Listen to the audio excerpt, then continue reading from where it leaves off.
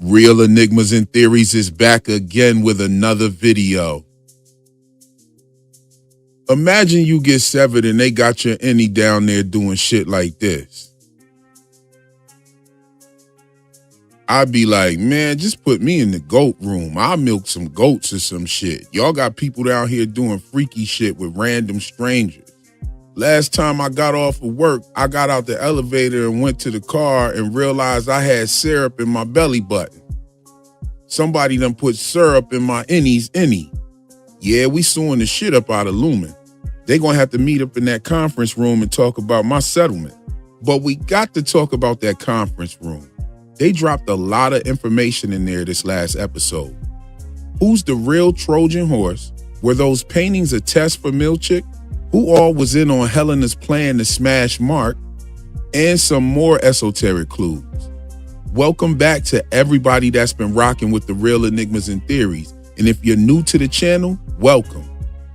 This video will contain spoilers if you're not caught up to Severance Season 2, Episode 5. So without further ado, let's cook.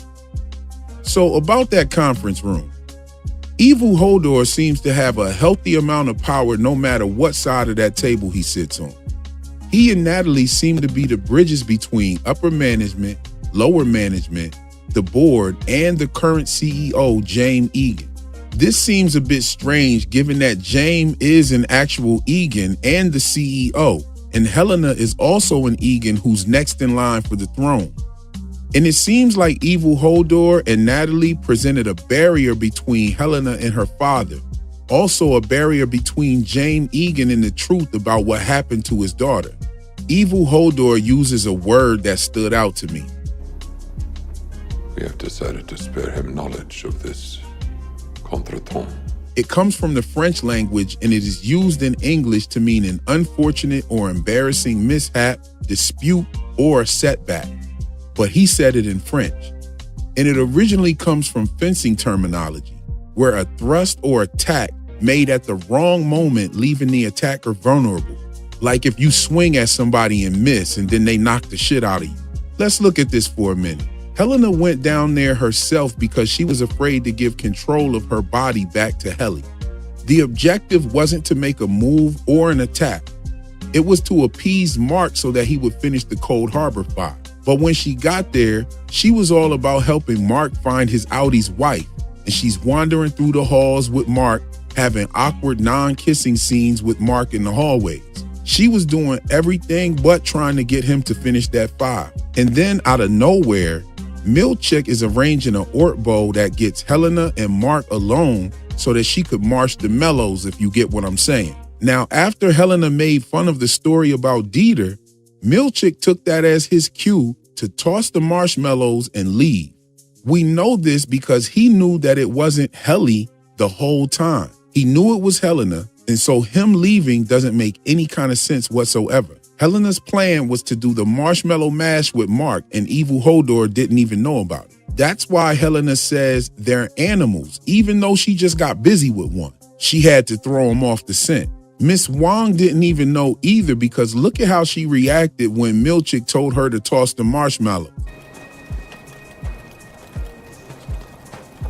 Milchick even reveals that he knew about the marshing of the mellows in the elevator with Mark, but during his evaluation, he didn't snitch and tell the truth that it was Helena's plan the whole time. Evil Hodor is left thinking that it was Milchick's way of being kind to the innies. Just watch Milchick's face when Evil Hodor brings that up. At great risk and harm to the Egan name. Nah, Evil Hodor. Helena told Milchick to arrange that whole thing and put Irv out there on the ice because he was the only one that suspected her. Watch her reaction when Irv questions the night gardener. The gardener? Yeah. A night gardener. Now, one more thing about Evil Hodor in that conference room.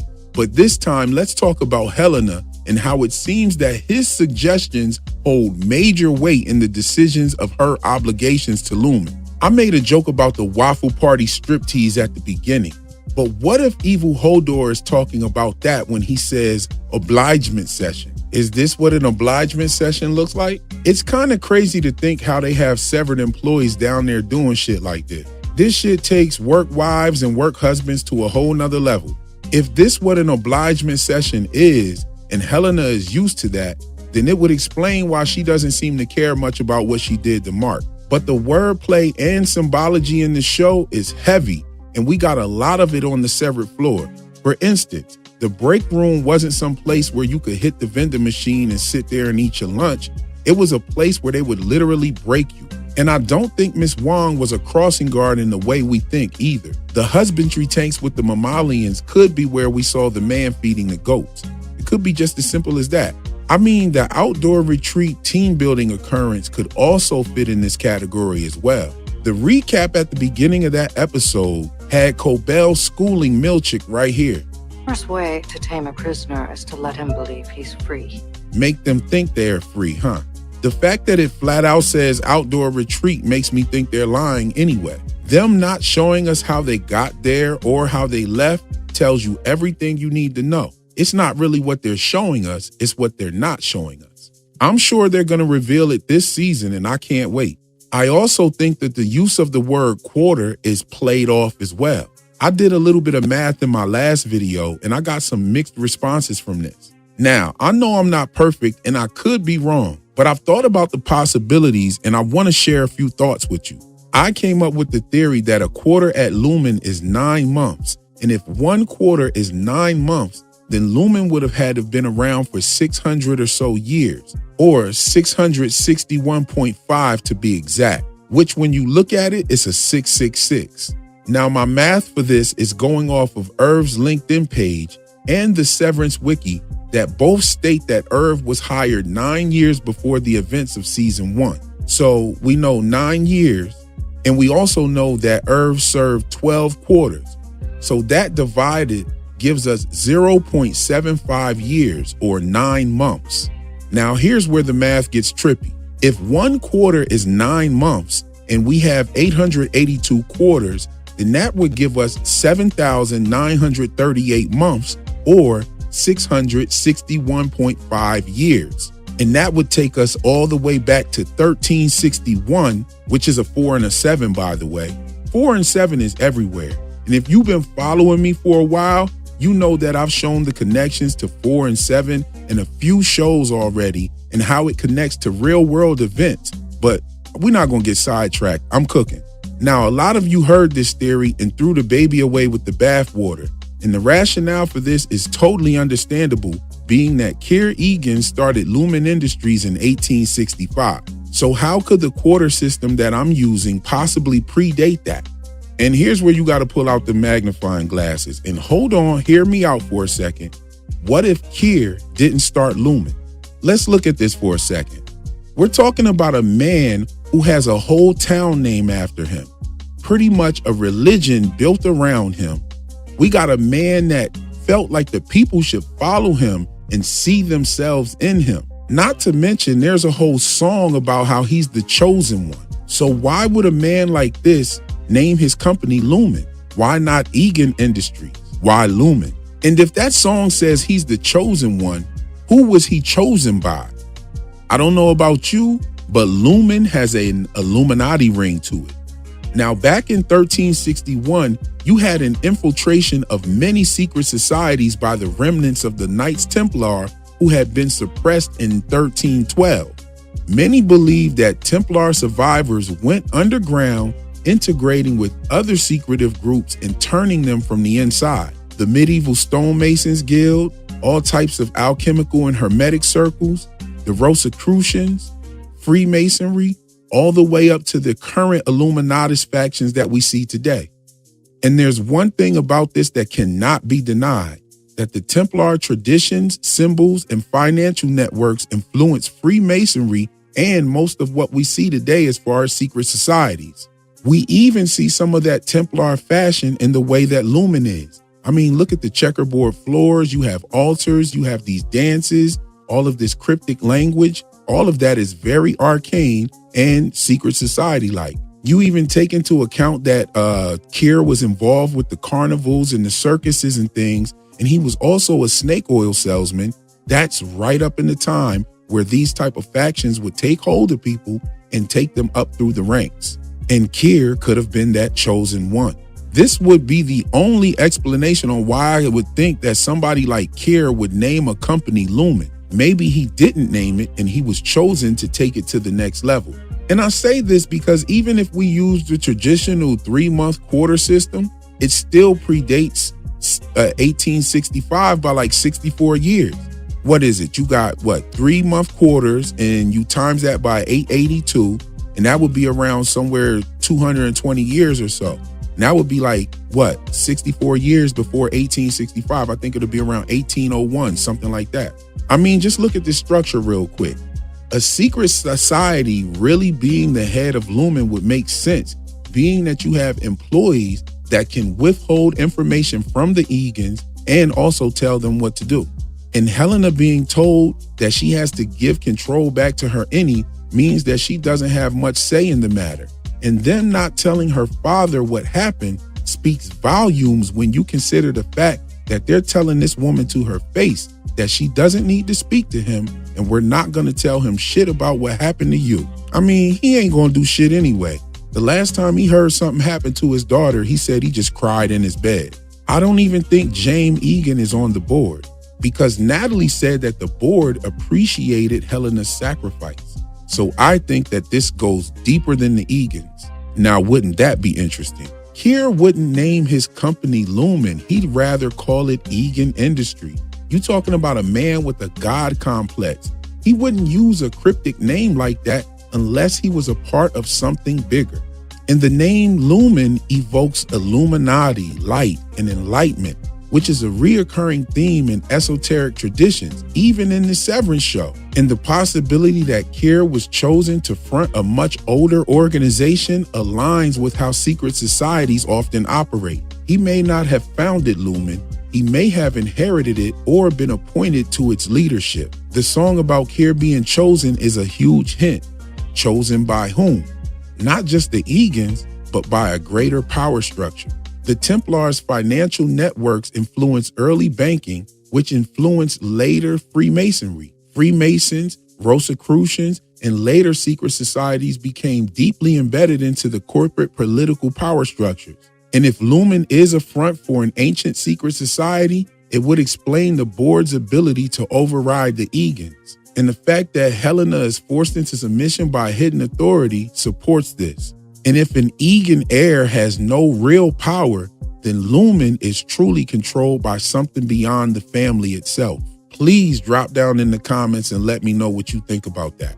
I want to address something else that's been in the comments of my last video as well. I may not have made the egg symbolism reference clear enough when I spoke about it in Irv's dream in the computer screen. Egg symbolism is something else that has been showing up in many shows as of late, and Severance is riddled with them as well. I've been pointing them out from to Doom Prophecy, other shows as well. First, we see it in Severance at the egg bar party with the deviled eggs for MDR. You got the egg drop contest with Bert and Felicia. You got Kier's favorite breakfast being raw eggs. Helly says the goat lay eggs. Devin calls Mark a good egg. And now we see Mark going to get eggnog for Ragabi. And some of you pointed out that Egan is what was on the computer screen in Irv's dreams. And you're right about that. And I thought it was clear that I noticed it as well. I'm just showing you the other hidden egg symbolism as well. Also the Onan symbolism, because Onan's name can also be seen on the screen. And he was important because of the biblical reference to him spilling the seed on the soil like Dieter's story. But let me show you how many times you can clearly see egg on this screen. Shit, you can see the word eggnog right here up under her nose. So yes, you're right about the jumbled letters being a clue to her being an Egan, but I was trying to point out the esoteric symbolism. And that symbolism is definitely undeniable, and it is there. It actually shows up way more than the word Egan. By the way, if you vibing with this video and I'm earning your likes, go ahead and do all that dope YouTube stuff. Moving right along real quick. How are these paintings going to influence Milchick's actions moving forward? We all know that since the moment Cobell got fired, Everything went downhill for Milchick right there. I don't think that he liked the experimenting done by Cobell, and he took a chance at snitching on her to put himself in position so that he can either actually make a change for the refiners or work his way up through the ranks of Lumon because he's working with somebody else on the outside. Maybe even a little bit of both. Now, I've talked about Milchick possibly being Ragabi's inside man, and we have now learned that everything Milchick has been doing to the severed floor has been his way of being kind to the refiners. And if that's the case, it would seem that he shares some of the same sentiments as Ragabi, who seems to also care about how the Ennies feel. Maybe I don't want it deactivated. Right. Well, maybe your Ennie does. You wonder what he thinks about all this, don't you? You wonder if he's happy. You know, Ragabi also had knowledge of the uprising, Gemma being on the severed floor, and she knew where Mark was. She just pulled up on him like, Mark, unlock this fucking door!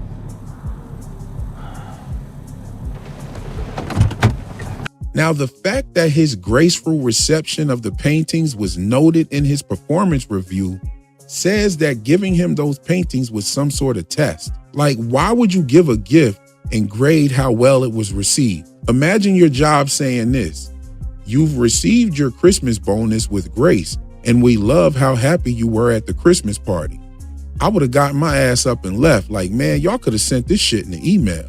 But before his review, Milchick meets Natalie outside the conference room and asks her how she felt about those paintings as well. And she hit him with the, boy, I don't care nothing about that bullshit. My house is almost paid for.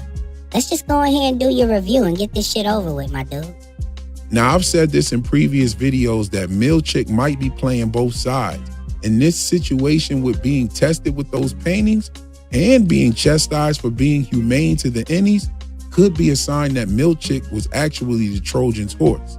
However, I do believe that the information that our Ennies possess is the actual Trojan horse.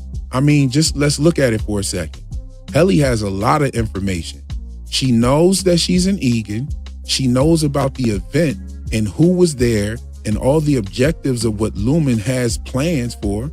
She now knows who her father is and that he's coming due for a revolving, whatever that means. She knows that Cobell was at the event. She knows what Natalie looks like. She also knows about the older model chips that existed when she was little. She knows that there's severed people all over the world who her Audi's child version viewed as her siblings. And that's just what Helly knows. Irv knew his Audi was investigating Lumon and the whereabouts of other severed employees, but he never said anything, and that's crazy. Dylan now knows the location of the export hall, and he got that information from Irv's Audi, Irv's Ennie, and Felicia all put together. Mark knows that he's having some kind of memory visions from his Audi. He saw Miss Casey when he was with Helena. Dylan now knows who his Audi's wife is on a first name basis with, and I think that he'll be plotting to find out some more about their relationship. He probably won't ask Milchick. He'll most likely ask Gretchen and also make her aware that he knows who Seth is, and her facial reaction after that will tell us everything we need to know. Now, Dylan's remarks about his Audi and the interactions with Milchick speak a hidden narrative that I think is going to soon be revealed as well. Dylan saying that his Audi sleeps with the MILFs and he feels sorry for the husband, him saying to Milchick that he wants to remember the birth of his son. I mean, he goes into even more in this episode. Check out Milchick's reactions to all of Dylan's remarks. I don't give 3 dry fucks about his Audi. She doesn't have... He put the dick in contradiction. These remarks have been increasingly sexual in nature, and Milchick seems to wonder if Dylan knows something maybe. I mean, Dylan's kid being named after Milchick's relative from the Lexington letters is crazy. Yeah, the dude in the Lexington letter was named Jim Milchick. Also, Milchick mentioning thruples and shit like that. You got Helly, Gemma, and Mark. You got Irv, Bert, and Fields. Dylan, Gretchen, and Milchick. Shit, you even got this triangle that they turned the MDR desk into. You might even be able to put Devin, Rickon, and Nat in the mix. Shit, we got thruples galore. Something else I noticed was a connection to From and the music from the music box. and the music from the Ortbo episode. I addressed this a few live streams ago. You can go check it out. And if you're not subbed, go ahead and do that so you can be notified on my live stream. Also, become a member for the members only live streams. I drop stuff in my live streams that don't make it into my videos. So if you're interested in that, go ahead and lock in.